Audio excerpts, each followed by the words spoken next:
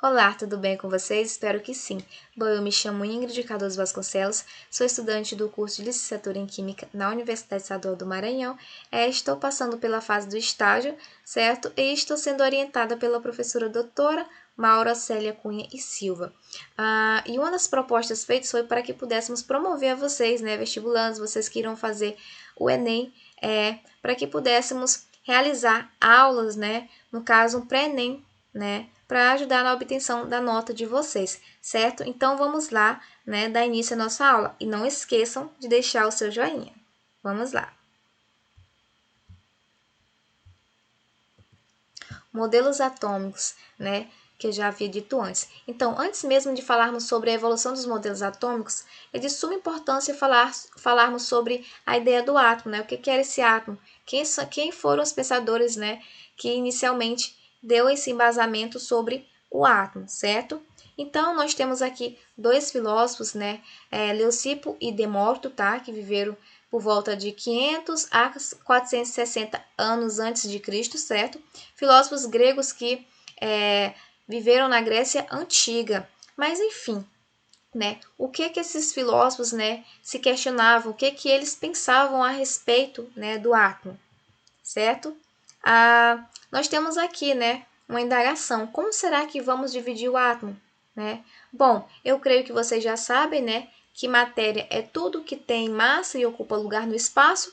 No caso, eu sou matéria, vocês são matéria, Uma folha de papel é matéria. Então, tudo que tem massa e ocupa lugar no espaço é matéria. Bom, aqui nós temos essa pedra aqui, Ou então, vamos dar um exemplo melhor de uma folha, de papel. Se vocês começarem a cortar essa folha, cortar, chegaria um momento, que vocês não iriam conseguir mais, cortar essa folha de papel. Por quê? Porque iria chegar um ponto que ficaria muito pequeno, muito minúsculo e vocês não iriam conseguir. Então, é a mesma ideia, tá, gente? É a mesma ideia que eles estão fazendo aqui nessa imagem. Tenham aqui a matéria, e eles começaram a cortar essa matéria, aí chegaram num ponto que não conseguiram mais dividir. Ou seja, por mais que eles usassem um equipamento, uma ferramenta mais sofisticada, não iriam conseguir cortar essa matéria, porque já estava no menor tamanho possível, certo? Então, o que era esse átomo? Menor partícula da matéria, certo? Indivisível, ou seja, não poderia mais se dividir, certo? Então, isso era o átomo para Leucipo e Demócrito, que era a menor partícula da matéria e era indivisível. Então, só depois, depois da evolução da ciência, vieram cientistas, que começaram a falar sobre a evolução dos modelos atômicos, É importante falar também para vocês que essa aqui teoria de Leucipo e Demócrito era filosófica, tá? Não era nada científica, era uma hipótese, ok? Então, vamos lá dar continuidade, à nossa aula. Vamos falar agora sobre a evolução dos modelos atômicos. Bom, quem falou que primeiro foi John Dalton, que deu início, partida, sobre a evolução dos modelos atômicos, tá? John Dalton, 1766 a 1844, foi um dos pioneiros da química moderna, certo? Ele identificou e descreveu uma anomalia na visão que hoje conhecemos como daltonismo.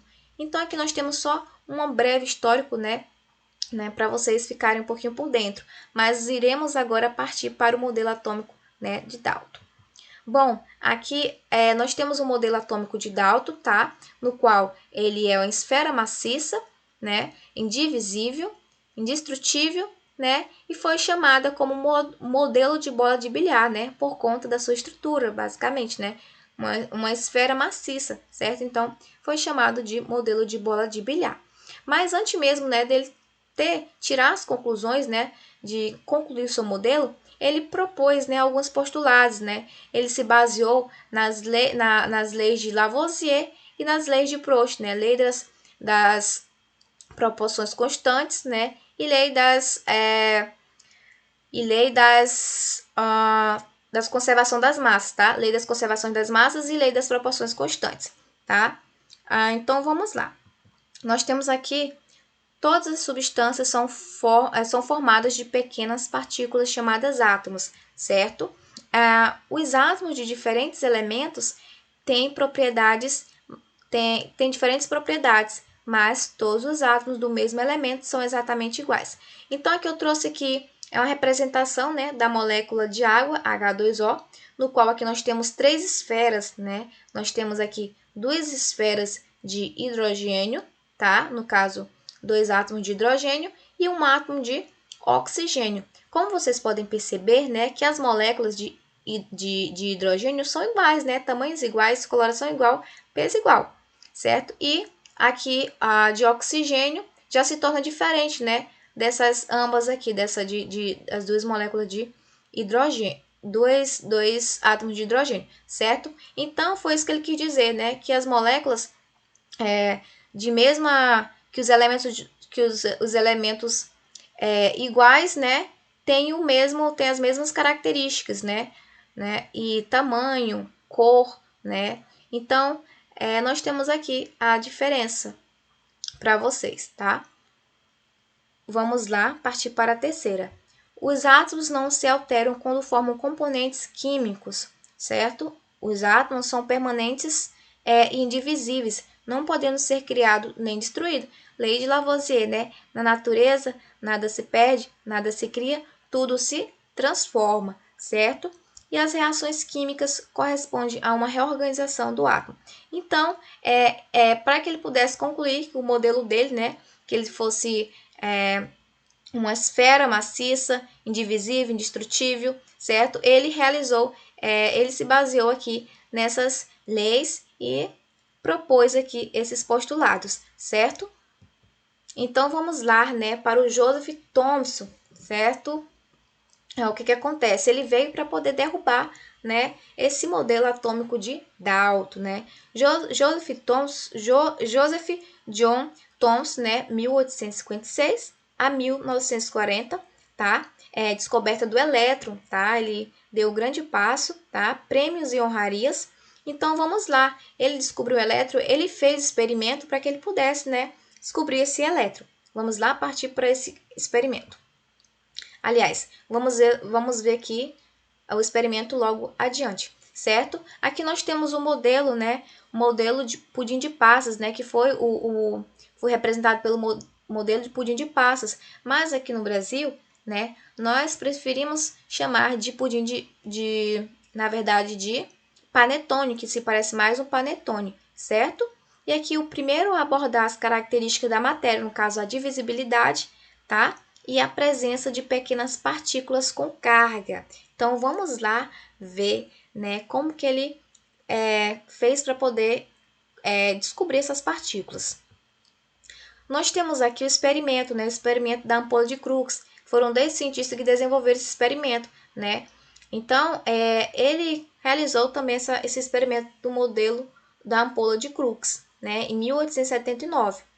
Um experimento de John Thomson, para poder descobrir os elétrons. Então, como vocês podem perceber aqui, nós temos aqui, né, um tubo de vidro, tá bom? Nós temos esse tubo de vidro, no qual nós temos 2 eletrodos, tá? Nós temos aqui os cátodos, né? E nós temos os ánodos. Os cátodos, ele é carregado, né, com polo negativo e o ânodo aqui com polo positivo, tá bom? Então, dentro desse tubo de vidro aqui, nós temos um gás rarefeito, tá? Com a descarga elétrica acima de 10.000 volts, tá? Então, como vocês podem perceber aqui, nós temos os raios catódicos, né? Os elétrons partindo aqui desses cátodos, tá? Os raios catódicos, e eles vão em sentido oposto, né? Do tubo de vidro, né? Quando eles se chocam aqui com o final aqui do tubo de vidro, né, ele faz aqui uma fluorescência, né, por conta que está se chocando com os elétrons, né, do tubo, tá? E acontece aqui essa luz, essa fluorescência, certo? Nesse segundo aqui momento, nós temos aqui um anteparo, tá bom? Nós temos esse anteparo aqui, no qual quando os raios catódicos eles incidem, né, sobre esse anteparo, vocês podem perceber que faz uma sombra. Isso é sinal que ele concluiu que se fez a sombra, né, se aconteceu isso, é sinal que os raios catódicos, eles basicamente se propagam em linha reta, tá bom? Estão se propagando em linha reta. Então, vamos lá para o segundo, para a continuação do experimento. Nessa parte aqui do experimento, né, quando esses raios catódicos, né, incidem aqui, ou basicamente, vamos dizer, que eles entram em contato, né, com esse catavento aqui de mica, né, eles peitam aqui com esse catavento, ele, como vocês podem perceber, ele se movimenta, né, ele gira. Então, ele pôde concluir, né, que esses raios catódicos, né, era carregado, aliás, possuía massa, tá bom? Era dotado de massa, certo? Então, se não houvesse essa massa, como é que esses raios catódicos iriam conseguir, né, fazer com que esse catavento aqui se movimentasse, né? Não teria como.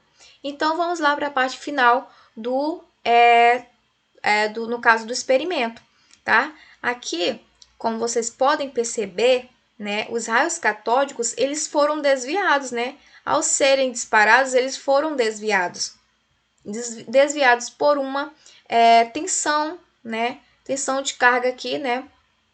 No caso, por cargas, né? Cargas positivas, por um polo de cargas positiva, tá bom? Então, isso fez com que ele concluísse que os raios catódicos eram dotados de cargas negativas, né? Porque cargas opostas se atraem, certo? Então, concluindo o experimento de Thomson, né? Ele concluiu que os raios catódicos, né, eram dotados de, aliás, seguiam, né, se propagavam em linha reta, né, possuíam massa e eram carregados eletricamente, tá? Com cargas negativas, ou seja, os elétrons, certo? Então, foi esse experimento realizado por John Thomson. Aliás, por Thomson. E aqui, né, a descoberta do próton, né, que foi realizada, aliás, que aconteceu em 1886, tá? O físico alemão Eugen Goldstein observou o feixe luminoso no sentido oposto dos elétrons, né? Portanto, esse feixe deveria ser cargas elétricas positivas. Então, o que aconteceu, né, para que isso, nós temos aqui esses raios, esses cátodos, né, que com essa placa aqui perfurada, no qual nós temos um gás rarefeito, tá bom? Nós temos aqui um gás rarefeito e nós temos essas moléculas aqui partindo, tá? Dos cátodos. E quando elas entram em contato com as outras, né, com as outras moléculas com as moléculas do gás, né, elas perdem um ou mais elétrons, né? Ou seja, e aí se tornando um íon positivo. E aí os íons que são de cargas opostas, né, vão para o lado do cátodo e o outro vai para o lado do ânodo, ou seja, as cargas positivas, né, os íons positivos vão aqui para o lado do cátodo, né, que tem carga negativa, e os que têm carga negativa vão para o ânodo, né, que tem carga positiva, certo? Ou seja, os opostos se atraem, ok? Então, vamos lá. Vamos concluir que o modelo atômico de Thomson, tá? Que os átomos são esféricos, mas não são maciços. O átomo é eletricamente neutro. Os elétrons, aliás, o átomo é eletricamente neutro, mas por quê? Né? Se tem partículas positivas e partículas negativas, né? Obviamente, essas cargas, né, tendo a mesma, no caso, tendo a mesma carga, aliás, tendo o mesmo... Se tem essas partículas, né, eles vai ser basicamente nulo, certo? Né, tendo a mesma quantidade de cargas, né, de elétrons, na verdade. E os elétrons estão emparelhados pelo átomo, né, podendo ser movidos para outro átomo em certas condições. Os elétrons têm a mesma carga elétrica, ou seja, a mesma carga elétrica, tá, gente? Mas entre eles um tipo de repulso que estimula uma distribuição na esfera. Então, como eu falei aqui, né, que ele é eletricamente neutro por conta disso, né, porque eles têm as mesmas cargas, tá bom? Se eles têm as mesmas cargas, eles vão se anular, ok? Então, vamos lá passar para a representação aqui. Nós temos aqui a representação do modelo atômico de Thomson, no qual nós temos aqui uma esfera, né? E essa esfera tem aqui a sua divisão, né? Tem os seus elétrons, ou seja, tem tem a subpartícula, né? Tem subpartículas, no caso são os elétrons. Vamos passar aqui para o panetone aqui. No caso, o pão do panetone aqui todinho seria carregado eletricamente, né? Aliás, seria carregado positivamente, tá bom? Seria carregado positivamente, e esses docinhos aqui seriam os elétrons, né? Que seriam os elétrons, né, com carga, no caso, que possui carga negativa, certo? Então, esse foi a representação e o modelo atômico de Thomson é dessa forma, certo? Então, vamos lá partir para o modelo de Rutherford, tá? Então, gente, o modelo atômico de Dalton, né? Qual que foi a contribuição de Dalton? Né? Que o Dalton, ele falou sobre a matéria, né? Falou que existia matéria, falou que existia um átomo, certo? Falou certo. Então, o modelo atômico de Thomson, que foi que ele contribuiu, né? Ele descobriu o elétron, né? Falou da natureza dos elétrons, né? Então, isso foi a contribuição que esses dois, né, deram para a evolução dos modelos atômicos, beleza? Então, vamos lá. Ernest Rutherford, né, 1871, 1937, né, recebeu o Nobel de Química em 1908, inspirou toda a moderna teoria atômica, certo?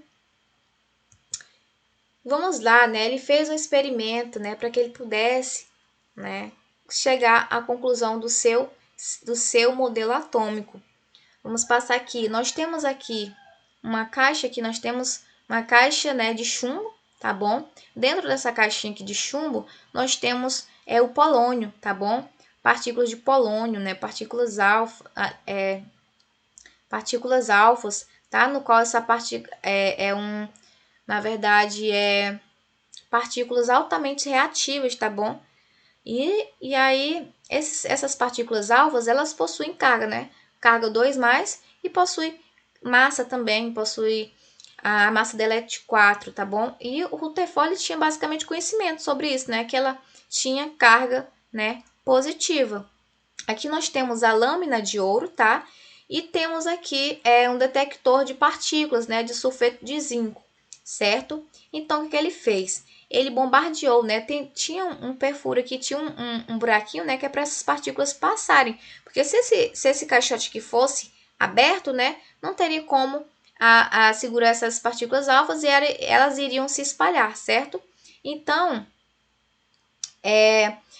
quando eles bombardeou, né, essas partículas alfas, né? Que foram em direção à placa, né? A lâmina de ouro finíssima, a maioria, né? A grande maioria desses raios, né, eles passou pela lâmina, certo?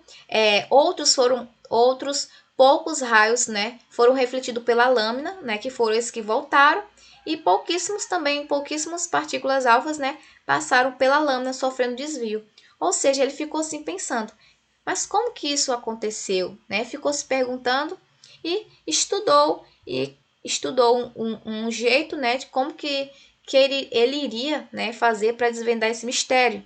Então, ele percebeu que as partículas que voltavam é porque elas basicamente batiam de frente com alguma coisa, com algo denso, né, com alguma partícula densa, né, que possuía alguma coisa. Então, essa partícula essas partículas aqui alfas que voltaram é porque elas peitaram no núcleo, tá bom? O núcleo era muito pequeno e denso, certo? E nós temos aqui, isso aqui são os átomos, tá, gente? Isso aqui são os átomos da lâmina de ouro, tá? Então, nós temos aqui esse pequenininho aqui, é o núcleo, tá? E as partículas que passaram, né, próximas ao núcleo, elas se desviaram. Mas por que elas se desviaram? Porque no núcleo, né, ele é carregado positivamente. Então, as partículas alfas, ela era também positiva, né? Então, fazia com que elas se repeliam, né? elas se repeliam, causou uma repulsão. Então elas se desviavam. E essas que batiam de frente voltavam, né? Porque bateu no núcleo, né? E eles, no caso, se repeliam. E essas que passaram em linha reta foi porque passaram distante, né, do núcleo. Ou seja, ele descobriu que possuía um núcleo, né?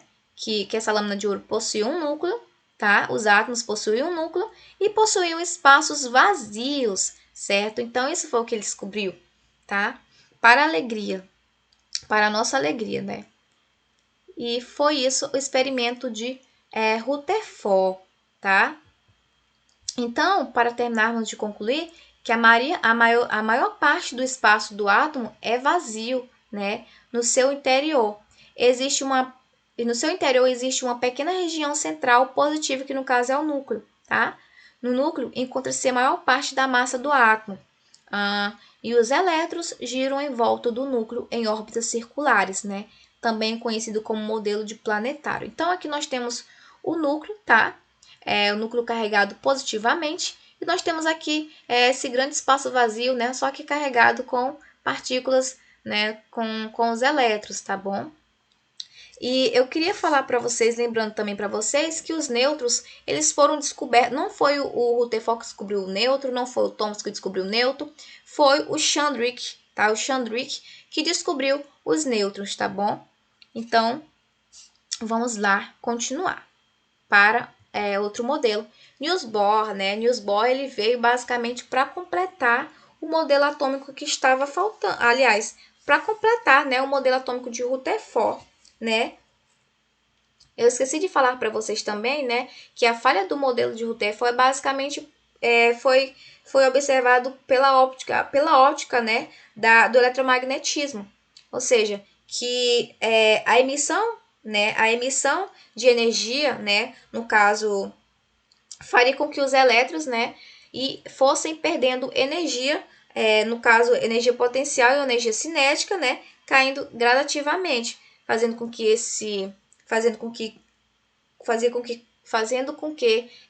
caísse sobre o núcleo, tá bom? Então, esse foi basicamente uma parte negativa, né, do modelo atômico de Rutherford, né? Porque a emissão de energia faria com que os elétrons, né, perdessem energia, né, até que eles pudessem, né, colidir com o núcleo.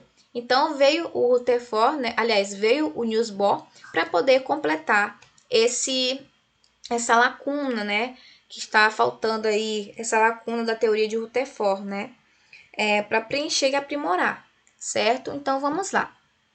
Niels Bohr, né? Niels Bohr, que aconteceu em 1885, tá? 1962, apresentou a ideia de que os elétrons, né, giram ao redor do núcleo em órbitas determinadas, tá? Então vamos lá. O modelo atômico de Bohr apresenta o aspecto, né, de órbitas onde existem elétrons e no seu centro um pequeno núcleo, tá? E Bohr deu continuidade ao trabalho, né, deu continuidade ao trabalho desenvolvido por Rutherford, como eu já havia falado antes, né? E por esse motivo, né, o átomo de Bohr pode também ser chamado de modelo atômico de Rutherford-Bohr. Vamos lá, ver como é que funciona aqui esse modelo, né? Aqui nós temos os postulados, tá? Que foi baseado basicamente, né, na teoria de Max Planck. O que Max Planck dizia, né? Que havia basicamente, né, que a energia não seria emitida de modo contínuo, tá? Seria basicamente mais em pacotes, ela seria basicamente emitida em pacotes, ou seja, um quanto de energia, tá bom? Que é isso, por isso que ele se baseou nessa teoria do Max Planck, tá? Que os elétrons se movem ao redor do núcleo em um número limitado de órbitas, tá? Bem definidas, prestem atenção que essas são as características basicamente do seu modelo, que os elétrons se movem ao redor do núcleo em um número limitado de órbitas bem definidas, que são denominadas órbitas estacionárias, tá? Movendo-se em órbitas estacionárias, o elétron não emite nem absorve energia. Ao saltar de uma órbita estacionária para outra, o elétron emite ou absorve uma quantidade bem definida de energia, né? Chamada de quanto de energia. Os níveis de energia ou camadas, né, eletrônicas acomodam um número determinado de elétrons e são designadas pelas letras K, L, M, N, O, P, que ou seja, 7, né? São 7 níveis de energia, tá bom? Então, quem foi que descobriu esses níveis de energia? Foi Bohr, certo? Então, vamos lá. Aqui nós temos esses exemplos aqui, na verdade, coloquei 2 exemplos, mas são a mesma coisa, tá bom? É a mesma coisa. Só coloquei mesmo para ilustrar melhor aqui para vocês, tá? Os elétrons, prestem atenção, que os elétrons, né, eles estão em órbitas circulares. Aqui nós temos aqui essas órbitas, tá? Nós temos aqui essas órbitas, no caso aqui essas órbitas, tá? Com diferentes níveis de energia, cada órbita aqui tem diferente nível de energia e se movimentando ao redor do núcleo central, né? Aqui o pequeno núcleo, tá? Se movimentando aqui ao redor do núcleo central. Aí, o que vai acontecer? Nós temos aqui as camadas, né? Que no caso são níveis de energia descoberta por Bohr, né? O que vai acontecer com esses elétrons, né? Que ele falou que esses elétrons, né? Quando eles absorvem energia, eles, né? Dão um salto quântico, ou seja, eles pulam de órbitas, né?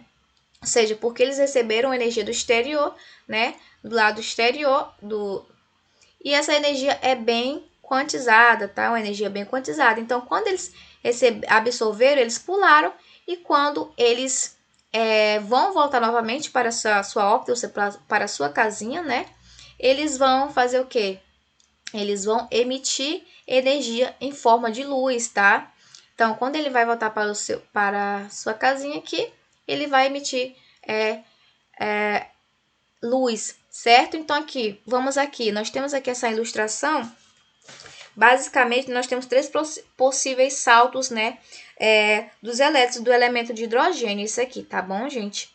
Os 3 possíveis saltos do elemento de hidrogênio. O que acontece? Quando ele vai pular, né, quando ele vai fazer esse salto aqui do 4 para o 1, ele vai emitir aqui, né, nesse espectro de arraia aqui, uma luz de cor azul. Quando ele vai pular aqui dessa órbita para a órbita 1, da órbita, no caso 3, para a órbita 1, ele vai emitir aqui luz, energia, no caso luz, de coloração verde, tá bom? De acordo com as pesquisas. Aqui tá meio que azul, tá mais ou menos azul, mas é verde, tá bom? E aqui da órbita 2 para o 1, ele vai emitir aqui a coloração vermelha, certo? Então, é isso, gente, tá? Não é muito difícil, então sempre que vocês ouvirem falar sobre energia quantizada, né? No caso, sobre o salto quântico, sobre a emissão de luz, tá? É modelo de Rutherford, então Rutherford-Bohr, certo? Que os elétrons estão em órbitas circulares, né, com diferentes níveis de energias e se movimentando ao redor do núcleo central. Então, esse é o modelo atômico de Rutherford, né? Ou então Rutherford-Bohr, ou então só Bohr, ok? Então, vamos aqui, né, para os outros contribuintes, tá? Que alguns pesquisadores, né, dizem que esses outros aqui do modelo atual são basicamente só para encher linguiça, mas vamos lá, né? Estão aqui, vamos lá falar sobre eles. Aqui, Arnold Sommerfeld, tá? 1868 a 1951, propôs que os elétrons, né, deveriam assumir órbitas elípticas, tá? Variadas dentro de um mesmo nível, né? Com a mesma energia, permitindo um espectro de raios na emissão de luz, tá? Ou seja, esse espectro de raio é tipo esse aqui, tá bom? Espectro de raio. Vamos lá. Na emissão de luz, cada órbita recebeu o nome de subnível e cada qual foi identificado com a letra, né? Nós temos aqui subnível S, subnível P, subnível D ou subnível F. Então, imaginemos aqui que temos apenas esse orbital aqui, ó, esse orbital de acordo com o modelo de Bohr, né? Só um orbital circular, tá bom? Nós temos aqui nós temos aqui o núcleo, né? No meio, no centro do orbital. E no caso, o que ele acrescentou, né? o Sommerfeld, o que ele acrescentou no modelo? Ele apenas acrescentou as elípticas, no caso, as elipses, tá? As elipses, tá? As órbitas elípticas, no caso, tá? No modelo. Então, ele basicamente, ele respeitou, né, o modelo atômico de Bohr aqui na primeira órbita, tá? Nessa primeira órbita aqui no primeiro orbital, ele respeitou o modelo atômico de Bohr, no caso tendo ela circular, né, e o núcleo no meio. Só que a partir dessa segunda aqui, eles possuem órbitas elípticas, tá bom? E a forma pode mudar também, certo? Mas só que o núcleo sempre vai ficar aqui, sempre vai ficar, no caso, no meio, e vai pegar uma parte desses orbitais, né? Esses orbitais em formas de elipses, certo? Então, dentro dessas elipses aqui, como já foi dito, né, tem esses subníveis, né? Subnível de energia, no caso, subníveis aqui. Ok? Então, essa foi o diferencial, né? Porque o Sommerfeld acrescentou as órbitas em elipses, né? Elípticas, órbitas elípticas, na verdade. Então, vamos lá passar para o próximo. Nós temos aqui o modelo atômico de de Broglie, tá, gente? Que foi um cientista francês, né? Louis de Broglie estudou a natureza das ondas dos elétrons, tá? E para ele, a matéria é formada ora por corpúsculo, no caso as partículas, e ora como onda, certo? Então vamos lá. Nesse modelo aqui atual, né, ele é um modelo da teoria da dualidade, ou seja, ora se comporta como partícula, tá bom? Se vocês olharem aqui, né, se vocês olharem aqui para essa parte que está bem colorida, né, quando eles estão se comportando como partícula, certo? Vocês podem até lembrar mesmo de um planeta, ok? E quando ele estiver se comportando aqui como onda, ora se comporta como onda, vocês podem até lembrar mesmo de energia, certo? Então, ora essa teoria da dualidade significa, ora ele se comporta como partículas, no caso os elétrons, ora eles se comportam como partículas, e ora ele se comporta como onda, certo? O princípio da incerteza, ou seja, utilizou o princípio de Heisenberg, né? Que é impossível determinar basicamente ao mesmo tempo no caso, a posição e a velocidade do elétron, tá? E aqui ele é um modelo matemático, tá bom? Por outro também cientista, né, que deu a sua contribuição, que ele é um modelo matemático, que no caso seria um cálculo, né, que foi feito, né, da probabilidade de encontrar os elétrons, né, girando em torno da órbita, né, no caso. Então, esse é o modelo atômico, né, de de Broglie, né, o modelo atual. Então, não esqueçam, tá bom? Quando estiverem falando sobre a teoria, né, da dualidade, né, os princípios da incerteza, né, o modelo matemático, é o modelo atual, tá bom? O modelo de Broglie, certo, gente? Então, essa foi mais uma aulinha, no caso, essa foi uma aula, né? Espero que vocês possam ter compreendido, tá? E não esqueçam de dar o joinha, e temos também as questões a responder, certo? Só que vai ficar em outro vídeo, ok? Então, obrigada pela atenção de vocês, certo? Não esqueçam de dar o joinha. E vamos lá.